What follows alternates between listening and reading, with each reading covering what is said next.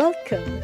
You're listening to Latin Waves with your hosts Sylvia and Stuart Richardson. Latin Waves is more than just hot rhythms. This is a show about community, about creating a culture that is inclusive and based on fairness.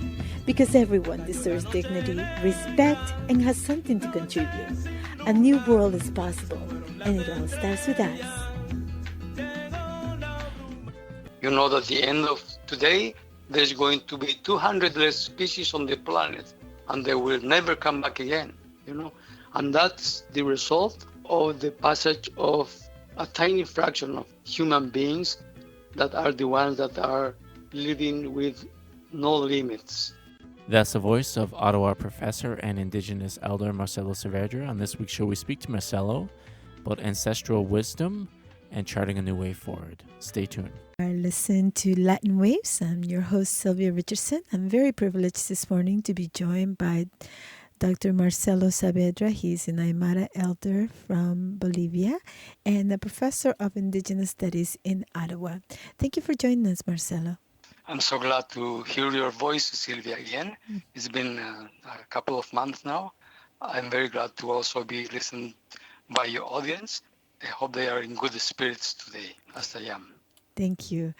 When I thought about our conversation today, I was moved by a book I'm reading about the social life of trees and the way that trees have this beautiful ways of communicating with each other, the way their roots are intertwined, the way young trees will feed a trunk that has been severed and cut because the survival of every tree ensures the survival of the forest. So I want to begin by talking a little bit about the wounds because a wounded tree tends to heal itself in particular ways. A tree depends on its community to reflect its health.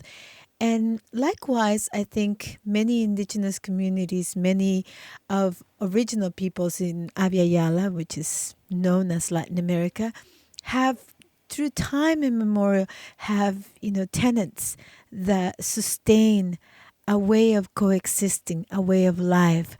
Yeah, I think your observation about the tree nation is quite relevant because we believe that the trees are our ancestors because, in fact, even with the Western sciences, we can prove that through time, our ancestors have gone back to the earth and they have become the elements that make up the trees. So in a very textual way, the trees are our ancestors and that they are our grandfathers and grandmothers as well.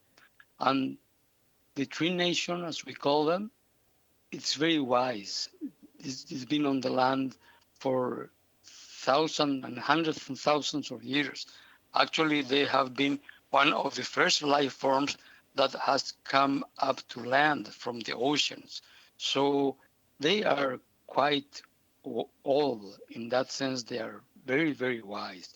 And when we need some comfort, so we need to get in touch with our spirits, with our ancestors, we go to the tree nations, to the forest, and we just be humble with them. We keep quiet. We go into our inner beings, and we sustain very profound conversations, very deep in their psychological sense and in their spiritual sense, first and foremost. In the book, one of the oldest trees is 9,500 years old. Oh, yeah.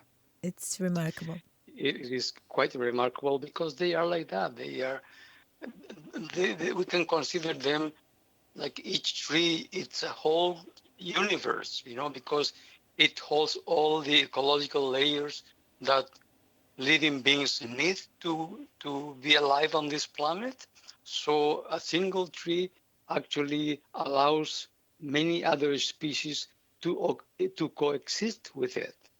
So in that sense, it's a whole system of life. It nurtures life in different forms, like from the bacteria that you can find in the roots to the to the winged ones in the trunk, in the branches, and also the mammals, small and large, that also need the tree and live thanks to the tree. So in a way, the trees are our grandmothers and our grandfathers as well.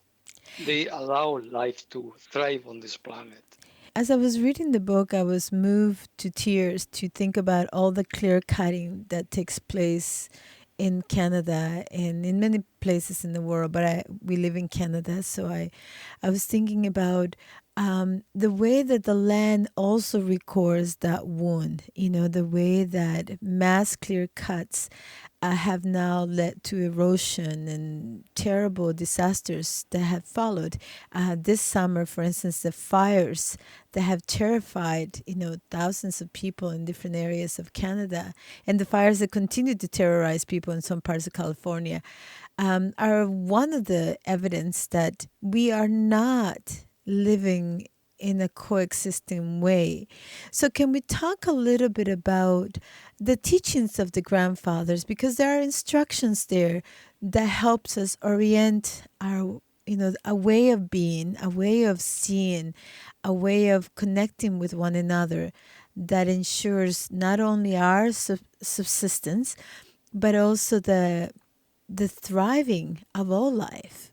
Our mature cultures, like the Anishinaabe Nation here in the east of what we call now Canada, that's a colonial term, by the way, mature cultures like the Aymara Nation, like the Mapuche Nation in Chile, or what is now known as Chile, because we had our own names, but that would be like another interview, I guess.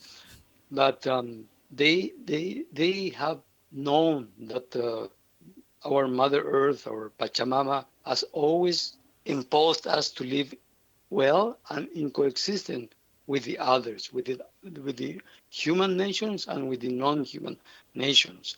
And my cultural ancestors, like my ancestors belonging to my same culture, since they were so wise, living on the land for thousands of years, they were able to express what Mother Earth had taught them in words. They named this as suma kamanya in my language, which means living and coexisting well. That's the closest term I have gotten to arrive to using the English language, because as you know, the indigenous language, they're more like verb and action centered, not like the colonial languages, like are more like noun centered. So the Western mind is a linear mind. They call them natural resources, and by naming them resources, they are rating them to exploitation, to extraction, and they are valuable only as long as they go into the market system. That is the capitalist market system. I did not see all the service in environmental studies. They call it services that nature provides, and they manage to try to measure the so-called services that a given environment provides to us human beings, and they decided not to use that anymore because that would be like trillions of dollars in expressing dollars, and so they prefer just to assume that these things come for free, and that's why they extract and exploit them until there is no more of them, like what is happening to the boreal forest in Canada, which is one of the most important forests on the planet, because it provides so much oxygen, almost in the same quantity as the Amazon. And this boreal forest is being clear cut for the benefit of just a tiny bunch of, most of them, transnational corporations. I was thinking about the linkages between the health of our earth and the health of the people, and I was reading a book. It's actually called the Unbroken Soul, and in it the author talks about how since 1980 we talk about post-traumatic stress disorder, this PTSD. According to the Psychiatric Association, there's like 60% of the American people have suffered from some traumatizing event. How 50%, if you go according to the World Health Association, has suffered some traumatizing event. And I can't help to think about the trauma of living in a world with constant uncertainty, to climate change, to displacement, to fires, to earthquakes, to tsunamis. So, in order for us to heal ourselves, which I think is wholeness in my view, healing really means wholeness, being not compartmentalized into pieces. Now I'm a worker, now I'm a human being, but living a whole life that allows to see other people as part of our wholeness.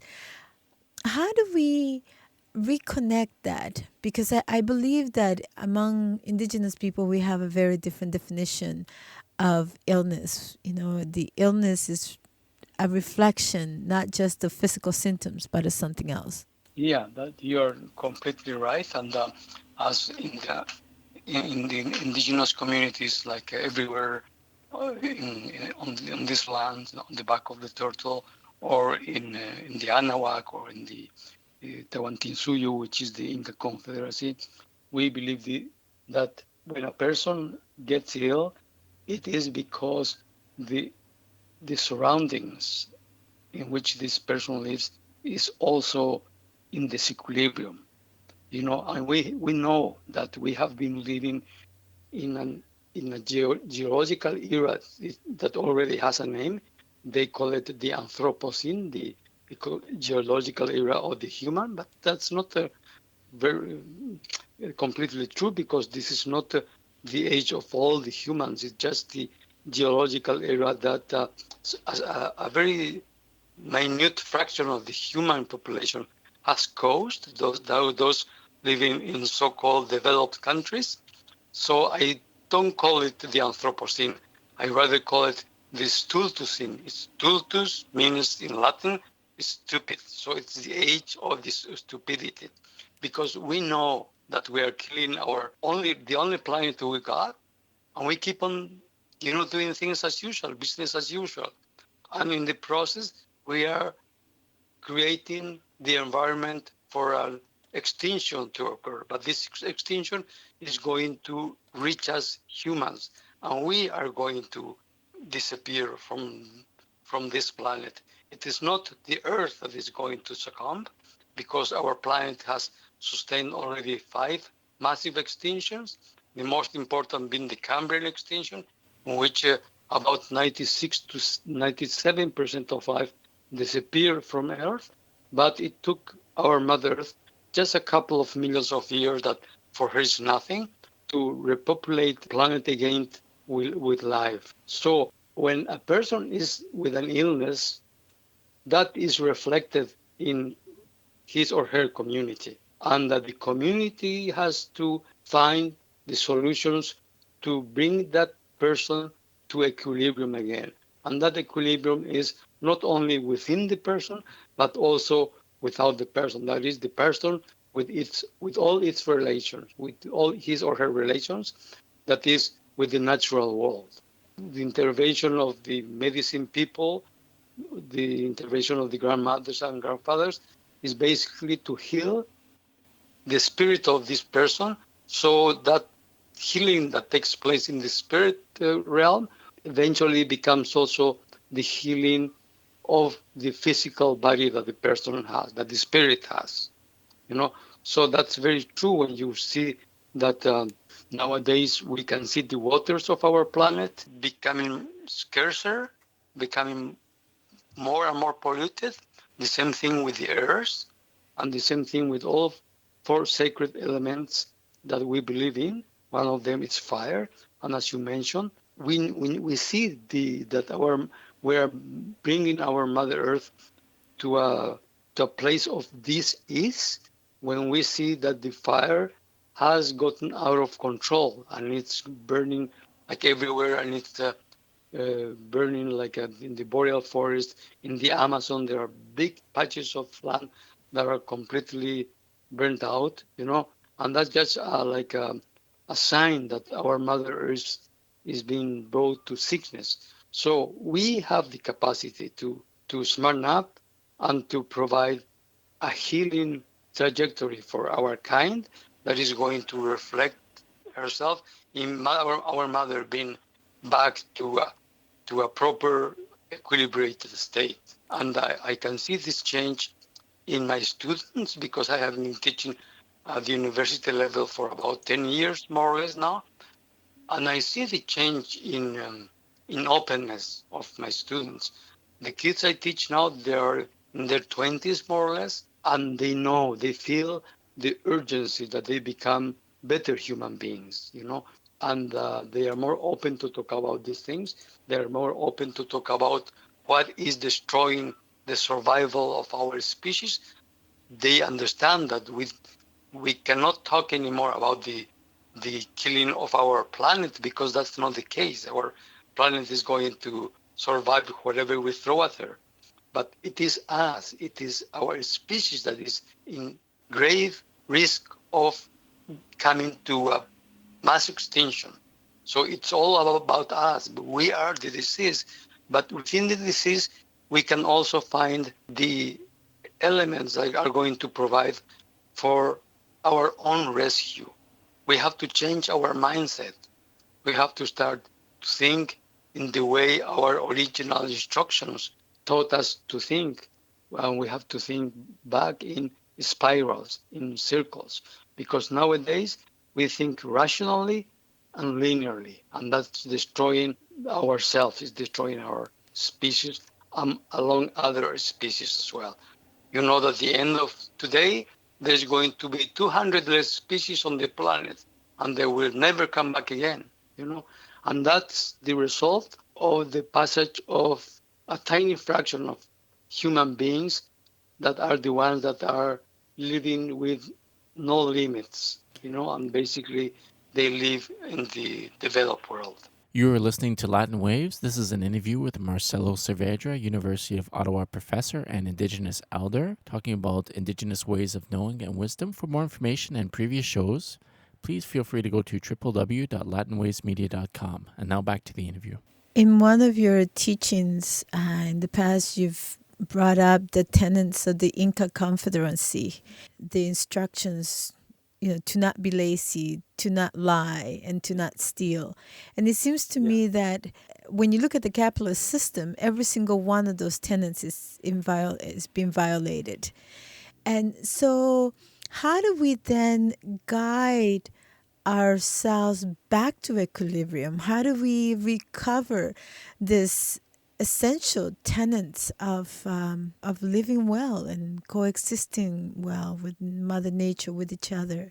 Yeah, I think your question is quite urgent and it's quite important because what I see in my students when they first approach the courses in Indigenous Studies is that they are looking for answers to many of their existential questions they have, and they don't find the proper answers anywhere in the sciences. And at some point, they come to realize that the new religion of the modern times, which is sciences, it has failed them because it doesn't provide proper responses to their questioning. But when they approach the indigenous world, in which we indigenous people, we are trying to remember the teachings that we got from the land and from our ancestors, then they become more optimistic about their future. Like about the 80% of the students I teach, I ask them, they don't want to have kids anymore. And that's one of our original instructions. But they don't want that because they say, why should I bring my son or daughter to this planet? This planet is not going to be good for them anymore. So we're not having children. So that makes me very sad because one of our original instructions is to have children. That's how our species uh, goes through time. So I think one of the factors in their awakening is that they have to go back to their ancestors and try to remember who they are. And if they hang around with indigenous grandfathers and grandmothers, they are going to remember in a more easy way, and the process as well is going to be more complete and integral. Because in indigenous world, for instance, here I live on unceded and unsurrendered Algonquin territory, and here the elders they hold the sweat lodge and also vision quests. And if these young people they do that, they awaken to who they are in a more quick fashion and in a more real way as well to remember what they are here for. So I think it's very important that we are in the year 2018. There is a process of reconciliation. We are not called like savages and uncivilized people anymore. In a way, the modern sciences have acknowledged that we are also people just like them, and that actually we have a lot of wisdom because we belong to culture that have been on the land for so many thousands of years. So we have a couple of truths to share with them, and that's one of the things that we do. Like I come from the south, from the Andean mountains, and from the Amazon as well, and I live on Turtle Island. So in all this journey, I have been in touch with mature cultures in the Inca Confederacy. I come from there, in the Amazon, in the Anahuac, where you come from, in Mexico, with the Mayan people. And here I was in touch with Haida people out west. I was in touch with the Tlingit Nation close to the Northwest Territories. I have several friends that belong to the Inuit Nation. And of course, here I live on Anishinaabe territory, so many of my friends are Anishinaabe elders. And one thing that I have found that is commonly to all of our mature cultures is the teaching of sharing. We share with whoever needs to receive something. We share it with expecting nothing in return. And we are ready to share what we have, which is the wisdom we've been keeping, we've been guardians of for so many thousands of years now.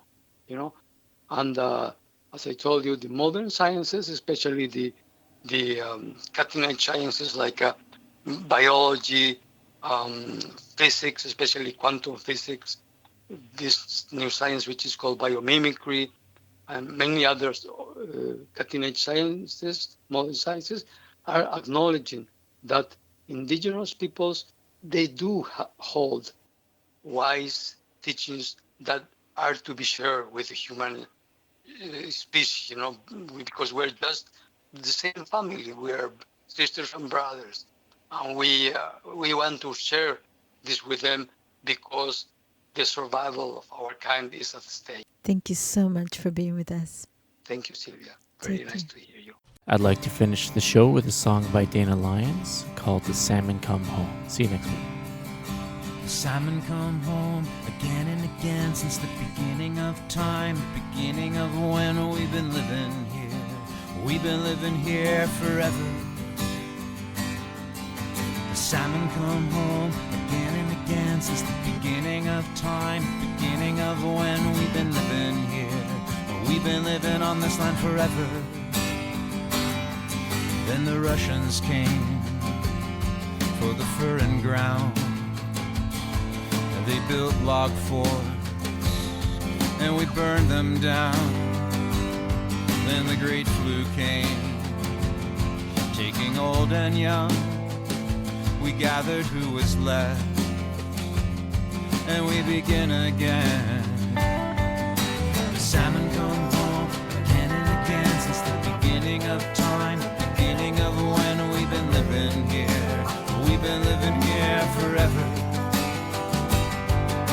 Salmon come home again and again.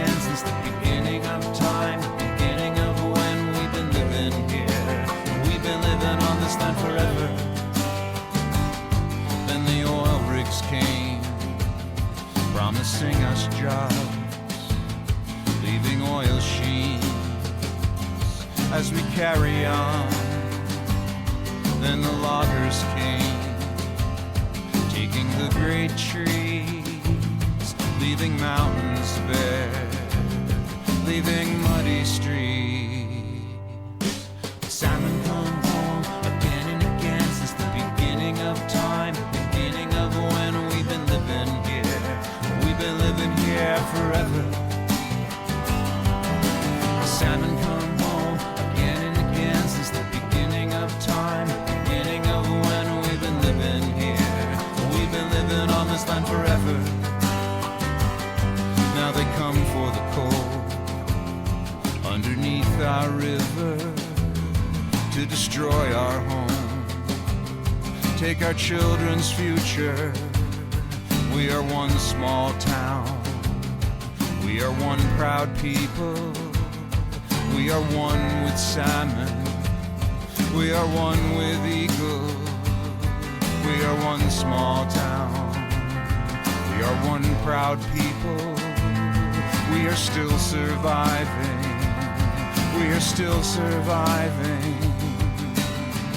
I do not believe Creator wants this to happen. I do not believe Creator wants this to happen. I do not believe Creator wants this to happen. I do not believe Creator wants this to happen.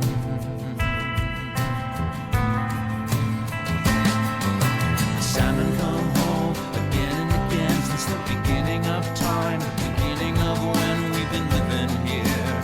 We've been living here forever. The salmon come home again and again since the beginning of time, the beginning of when we've been living here. We've been living on this land forever. We've been living here. We've been living on this land forever. The salmon come home again and again and again and again and again and again and again and again and again and again and again. Thank you for listening to Latin Waves. Latin Waves is an independently produced syndicated radio program made available for free to campus and community radios, and also to the world at latinwavesmedia.com. Please visit the website to hear previous shows, hear about upcoming events, and consider becoming a member for as little as $1 per month.